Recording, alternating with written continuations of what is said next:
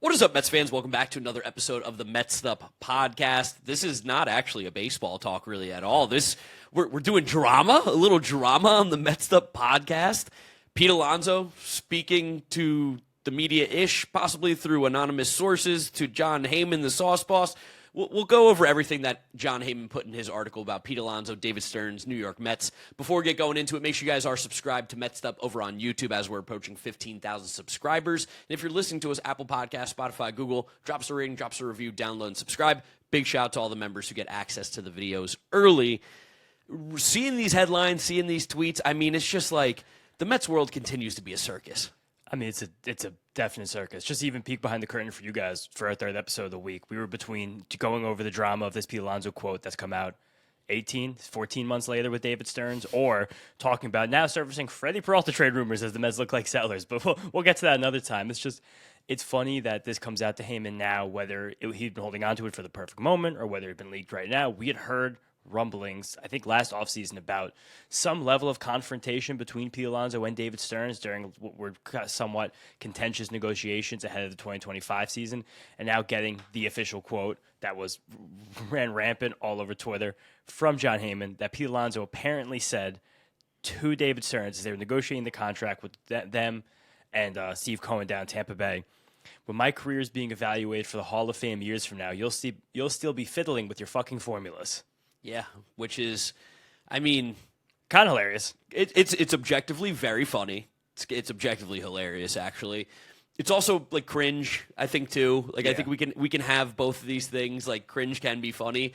It's very on brand for Pete and the Pete Alonso that we've seen and the version of him that we know. Like, to be very frank, but also like in the most Pete Alonso like bro way ever, where it's like, you'll be fiddling with your fucking formulas, bro, when they're thinking about me.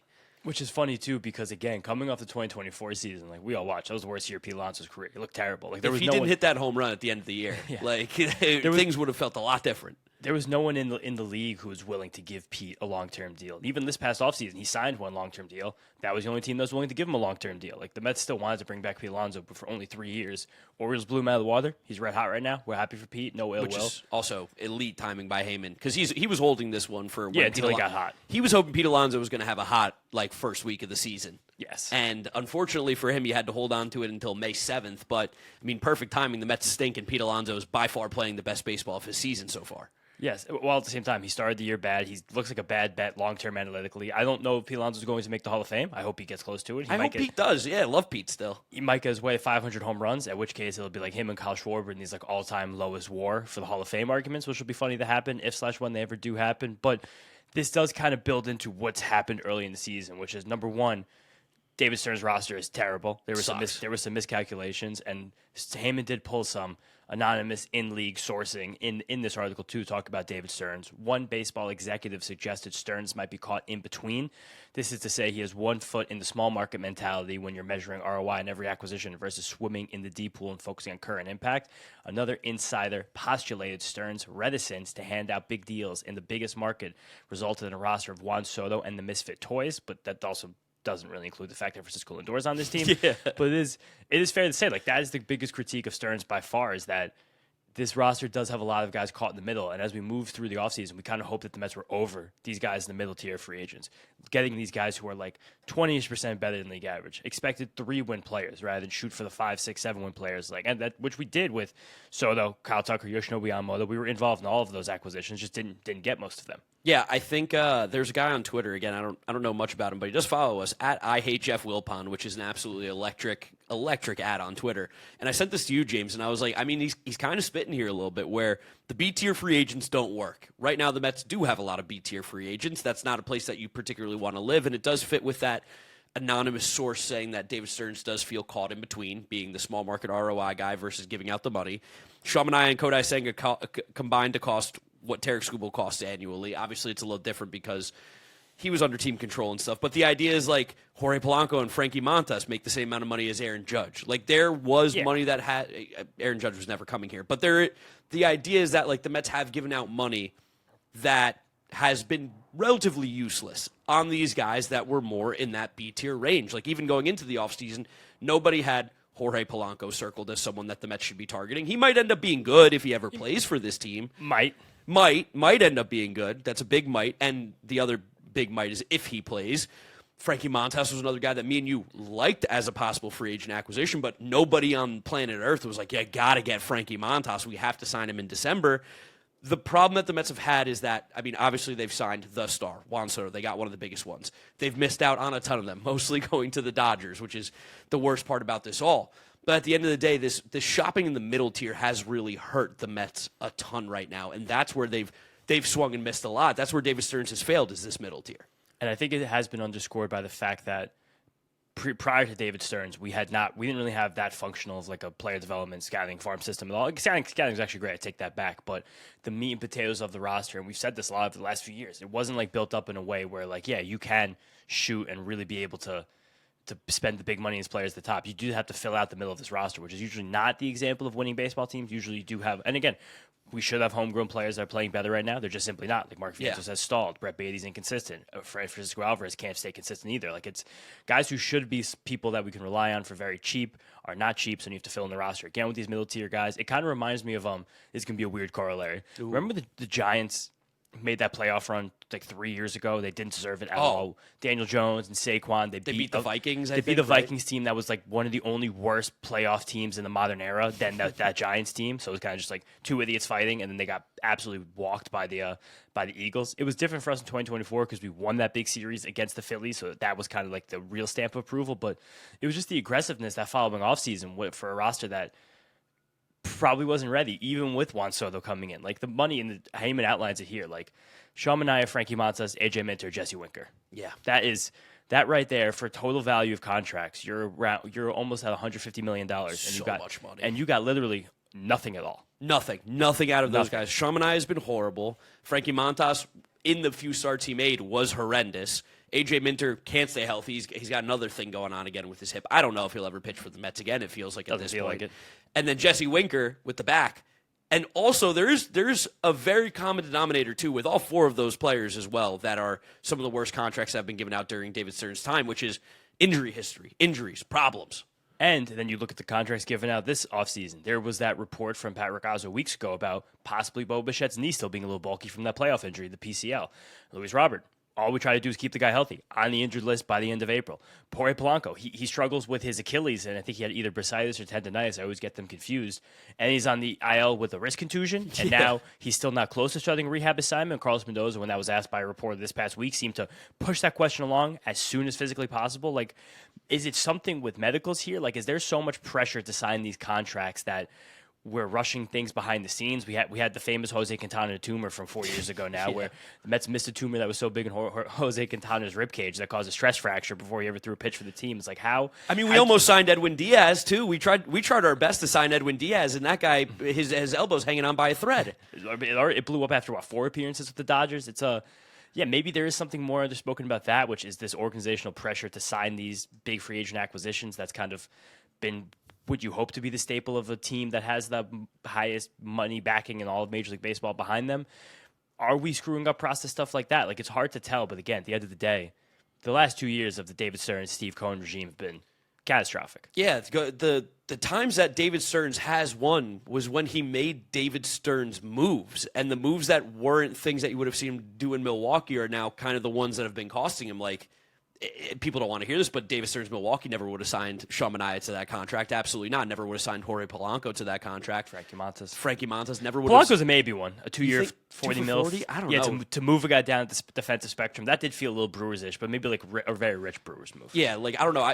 More Brewers probably would have been your boy Josh Bell, honestly, just for like a little bit cheaper, and he plays the position already. But or to keep Jake Bauers for 5 years. But like Clay Holmes has been legitimately. Again, I'm not trying to give David Stearns his flowers because he's done a terrible job. But like Clay Holmes, what a fucking revelation that's been. And that was one that really nobody had on their radar. No, that was one that, again, deserved credit for the wins and credit for losses. Same with like a trade for Huascar Brazoban. That was a very Brewers-type move. Like, here's the 32-year-old reliever with 3 minor league options. Yeah, who will be on this team until he retires. He'll never hit free agency. Just for no good reason whatsoever. Like, those are the moves that actually weirdly have succeeded. And again, similar to last year's trade deadline. Complete catastrophe. Maybe it's something with New York and the Mets too, because that was something that Stearns mentioned was his oversight in the makeup of the players that he brought in. Maybe that's part of it too right now. Like Helsley Mullins and Tyler Rogers pitched fine. It really wasn't his fine. fault. He kind of got unlucky because we had shit defense. And we tried to re-sign him again this offseason. The Blue Jays just gave a 35-year-old a 4-year deal, which is kind of crazy too. But maybe we need to start giving more crazy contracts. I don't know. But to the good guys. I say this a lot to you on air, off air. To be a good baseball team, sometimes you have to really win, to get over the hump. I've had this argument with my friends from college forever, specifically about the Aroldis Chapman for Gleyber Torres trade that pushed the Cubs winning the World Series. To win, to get to the next level, you kind of have to be a little stupid. Yeah. You can't be trying to be plus value on every single deal you give out. The Dodgers contract to Oscar Hernandez, that is a horrible deal. And no one looks at that, talks about that because of how good they are. The Tanner Scott deal, dreadful deal. The Edwin Diaz deal right now, dreadful deal. Those are 3 of the 20 worst contracts in baseball. But who cares because they're this good? But sometimes, and again, the Mets have given out some bad contracts too. David Stearns has been aggressive just in the wrong places and just hasn't had enough of the roster foundation to kind of save the day at the end of it. But sometimes you can't be I have to avoid all the negative value possible. Sometimes I think David Stearns is a little bit obsessed with that. This episode is brought to you by FanDuel. Baseball fans, the MLB season is in full swing, and FanDuel is giving you a chance to call your shot with daily dingers. Joining the action is easy. Just make your free pick on who's hitting a home run in their game, and if you're right, you'll get a profit boost to use on your next bet for a chance at extra winnings. It's just another reason why FanDuel is the home of home runs. So are you ready to play your game? Head over to FanDuel.com/podcast to get started. That's FanDuel.com/podcast to opt in for daily dingers and make your free pick on who's hitting a homer. Play ball and swing for the fences on FanDuel, an official partner of Major League Baseball. No purchase necessary. Opt-in required. Bonus issued as non-withdrawable profit boost tokens. Restrictions apply, including any token expiration and max wager amount. See terms at sportsbook.fanduel.com. Gambling problem? Call or text 1-800-GAMBLER. Yeah, and that does make sense. Again, going back to the comment about being stuck in the middle, because he does think about down the line. And I think that was one of the things that we talked about even with Pete this offseason, where I wanted Pete back, obviously. I really want him on this team. We're not going to play I miss him, I wish we still had him thing. But part of the argument for me was who cares about year 4 and 5? If you had to give him 5 years to get the first 3 years of good, it's probably worth it, right? At the end of the day.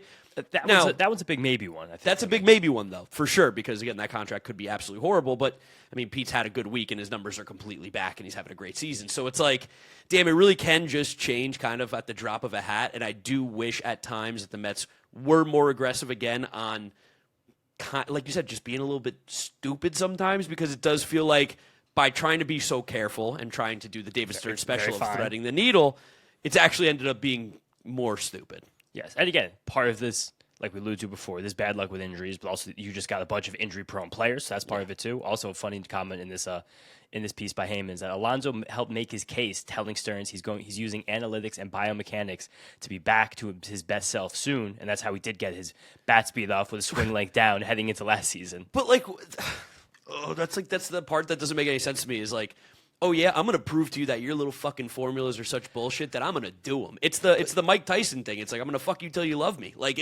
That's kind of what Pete Alonso said to David Stearns. You missed one word at the end of that Mike Tyson quote, but it is funny though, and also it's the cringiness about this with Pete. You kind of want your professional athlete, your big fat first baseman, to have an ego. Yes. Talk about something I want to be stupid. I want my home run hitter to be a little stupid sometimes. And I loved the stupidity that Pete would have of even during the home run derby, his deep breathing and all the little bullshit that he did was cringe if you're not a part of the Mets organization, but when he's on your team, you kind of fucking love it. It is, but that's the one contract this past offseason. I really wasn't that upset about not giving that one out. Seeing a 5th year, seeing that no one else in the league was even considering that. Yes. That was the thing that's running around a lot too. I'm happy Heyman didn't stroke that in this piece, being the Mets didn't offer Alonso the contract, which that's kind of more of a formality where it's you don't want to offer a player a 3-year deal when he has a 5 on the table to insult him. It's just you're not willing to beat the one that he has on the table, so you don't offer him anything formally. That's a totally okay thing. But I don't know. We're about to be 2 years past the deep playoff run. That increasingly looks like a complete sham looking back, and now it's how does this team pull themselves out of it? Especially as you get Freddie Peralta trade rumors in the first week of May. Yeah, which I don't love to see that. Bruce Levine, right? Bruce Levine. I don't know which one he is, but. But he's pretty pretty unrealistic in terms of like guys that you can listen to. So clearly teams are trying to knock on the Mets door and probably jump the gun before the deadline does approach, see if the Mets are trying to sell now. I hope they're not. But yeah, it's getting to a point right now, and this is coming off of 2 series wins, which is so funny that we're having this conversation still. But the Mets like definitely still suck. So it's kind of impossible not to talk about them as like one of the worst teams in baseball, because they are. They're patently one of the worst teams in baseball, which is why we have to keep having these conversations, which is why these hit pieces keep coming out. But I think the other reason these hit pieces do keep coming out, it seems like the national writers right now are very, very, very rallied against David Stearns. There has been one of the good things about this era of the Mets is that it's been leak-free. We have covered up a lot of the holes in what used to be a very leaky ship in the Mets world with the Wilpons and with Sandy Alderson and with Billy Epler, and then in between with all the whole mess in between those guys. Yeah, but it's much quieter in that front now. Like all of these huge moves that happened to the Mets this offseason, none were leaked. When Jorge Polanco got signed, we were stunned like you guys were. Everyone. Bo Bichette. We were like, how did this happen? And then Sherman writes the big piece that the Mets were actually talking the whole time. He didn't know until after the fact. And Sherman writes the mean piece this past week because the scoop of the vote of confidence was Anthony DeComo instead of himself.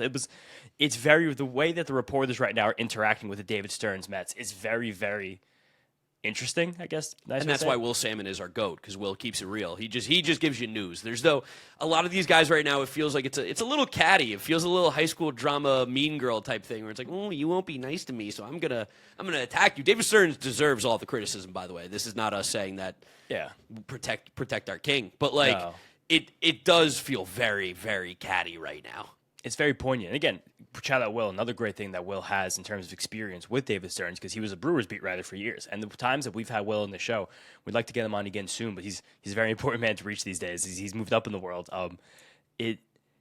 He does speak with like a kind of you still get the sense in his, like, when he talks about David Stearns, like David Stearns doesn't really go both ways with the media ever. No, definitely not. And that longer-term experience with Stearns, I remember that the first time we had him on, I was like, oh, he's talking about David Stearns in a different way, it felt like, than most of the other reporters. Yes, where a lot of the reporters right now are anti-Stearns, understandably. He's put together a bad team, while also being very pro-Mendoza, which I think is also that's like where I start to see like the difference of the two is like, I mean, you can just say both of them suck. I think that's where we should be standing right now. There's a lot of blame to go around with how bad this team is. Tons. Yeah, tons. Everyone is to blame. And again, while we keep doing this, we have these episodes. I mean, now our views are way down because we're not just screaming about this team every single day. But a lot of it still comes back to the players. Like, Bo Bichette shouldn't be this bad. That was that was a big piece of this offseason. He was the Pete Alonso replacement. That was the big move by David Stearns. And he's one of the worst hitters in baseball. His OPS still starts with a 5. Like, it's honestly shocking. And when you look at all the underlying stuff, it's amazing how much his hard hit rate has gone up. He's barreling up the ball actually kind of consistently now. And he's not swinging and missing ever. He still can't buy a base hit, ever. Like, right now, when you look at this Mets roster in terms of OPS plus, there are 3 guys rostered right now, and I guess technically Austin Slater, but I'm not counting him. 3 guys rostered who have an OPS plus above 100, which is 100's league average for you guys at home. Juan Soto, 156, because he's fucking awesome. MJ Melendez, 181, because don't play him too much, though. Don't let him get some at-bats later in the game because of that defense. Because right now, the biggest problem for the Mets is making sure other teams don't score runs, not us scoring runs. That alone right there is fucking so stupid. And Francisco Alvarez, who feels like hasn't hit particularly well in 2 or 3 weeks. No, not at all. And it is funny that we kind of set out this offseason and be like, oh, we really got to plug up this defense. And I'm getting fielding a run value right now in baseball. I think we're one of the best in baseball. We are, we've fallen down a little bit. We're about league average of fielding run value. Now, actually, we fell back down to 19th. Wow. I thought we were way higher. Ooh, slander. I thought DRS were top 5, though. Are we not as a team? Yeah, I think I kind of like fielding run value more than DRS. I'll get full team outs above average right now as well. But again, it is, the priorities may have been slightly in the wrong spot heading into the season. And right now, something that we assumed would be a total given with this Mets team, being that we all thought they would have just a great lineup no matter what. It's one of the worst in baseball. It doesn't really have any signs of getting better. The Mets We're exactly average, 0 OAA. Okay, great. The Mets have right now in their everyday lineup 3 guys with an on-base percentage above 300. Nice. And those are the 3 guys I did just mention, being Soto, Melendez, and Francisco Alvarez. Yeah, and our worst position defensively is first base so far this season. And we only have 2 guys with a slugging percentage over 400. That's unbelievable. That is embarrassingly bad. This team lacks so much pop. It's crazy. Shout out Pete Alonso. But, like, I mean, Mark Vientos, Brett Beatty, Bo Bichette, those guys were expected to have a little bit more pop than they do right now, and they've got pretty much nothing. Like, when Carson Bench is, like, 3rd on the team in home runs, we're in fucking trouble. That guy was supposed to hit, like, 10 this year. he's probably only going to hit 10 anyway. Like, it's just, again, these reports will keep coming out because of how bad this team is. Whenever there's something fun for us to react to like this, we're definitely going to tell you guys about it because, again, it's interesting. I like doing these like kind of different episodes because of how baseball-driven most of the show is. But it's this is not going to stop. And unless this Mets team has a miraculous turnaround, there is going to be massive, deservedly so, questions about David Stearns running this team. Yeah, no, his job will be very much in question, but that's all we got for you guys. Quick little episode on the weekend. Hope you enjoy your Mother's Day. Shout out all the moms out there. Maybe we can get a win for those Mets moms. Thank you guys for listening. Thank you for watching. Make sure you're subscribed to Mets'd. If you're listening to us, Apple Podcasts, Spotify, Google, drop us a rating, drop us a review, download, and subscribe. You can follow James on social media at James Shiano. I'm Draft Nick Bark. Thank you guys for watching. We'll catch you on the next one. Peace out. Peace out, guys. Let's go Mets.